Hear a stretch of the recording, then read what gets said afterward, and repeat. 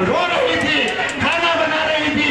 हजरत उमर ने उससे पूछा कि ए मेरी बहन, तू क्या कर रही है? मैं तेरे पास आने की इजाजत मांग रहा हूँ। वो बहन कहने लगे कि भाई मैं तुझे इजाजत देती हूँ।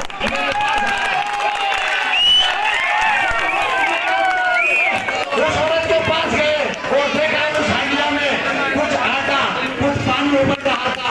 हजरत उमर ने पूछा उस औरत से कि बहन, ये जो तूने हंडिया जला रखी है चूल्हे पर, ये मामला मेरे समझ में नहीं आया, क्या बात है? कहने लगी कि भाई मेरे ये जो बच्चे हैं मेरे पास बैठे हुए हैं और ये जो हंडिया में पानी उबल रहा है ये इन बच्चों को बहलाने के लिए है। इन बच्चों को मैं सुलाना चाहती हूँ। मेरे पास खाने को कुछ नहीं है, मेरे पास रहने को कुछ नहीं है। हजरत उमर ने कहा कि मैं तेरी कुछ मदद कर सकता हूँ। कहने लगी मेरी मदद तो मेरा अल्लाह करेगा। तो उस औरत ने कहा कि कयामत के दिन उस हजरत उमर का और मेरा अल्लाह के यहाँ फैसला होगा। मैं बात कर रहा हूँ शासक की, मेरी बात सुनना। मैं बात कर रहा हूँ बादशाह की, जिसकी जिम्मेदारी होती है जनता के ख्याल रखने की। बात सुनना मेरी। हजरत उमर से कहने लगी कि कयामत के दिन हजरत उमर से अल्लाह के यहाँ फैसला होगा। हजरत उमर ने कहा कि मेरी बहन, भला हजरत उमर को तेरे हाल का क्या खबर है? कहने लगी वो हमारा बादशाह है, हमारा शासक है, हमारा ख्याल नहीं रखेगा तो बादशाह क्यों बनाया गया उसको? अपने गुलाम से कहने लगा कि असलम, उसके गुलाम का नाम असलम था। कहने लगे ए असलम मेरे साथ चल। बैतुल माल गया और जाकर के एक बोरी ली और उसमें आटा, चर्बी, खजूरें भरी और उस गुलाम से कहने लगा कि असलम इसको मेरी कमर पर रख दे। तो उस गुलाम ने कहा कि हजरत उमर अमीरुल मोमिनीन, मैं बादशाह हूँ, मैं आपका गुलाम हूँ, इसको आप मेरी कमर पर रख दो, इसको मैं ले चलूंगा।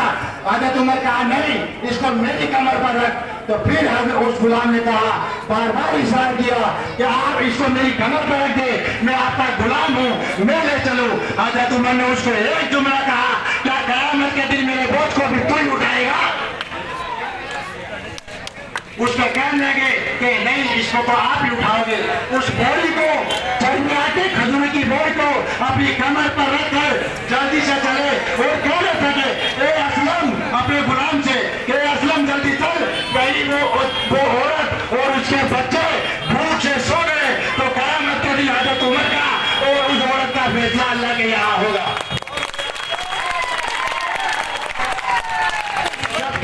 हजरत उमर ने उस औरत को नहीं कहा, उस हंडिया में जो पानी उबल रहा था उसके अंदर आटा, चर्बी, खजूरें उसमें डाले और उसमें जो पकाने का जो सारी जिम्मेदारी वो खुद निभा रहे थे, खुद पका रहे थे।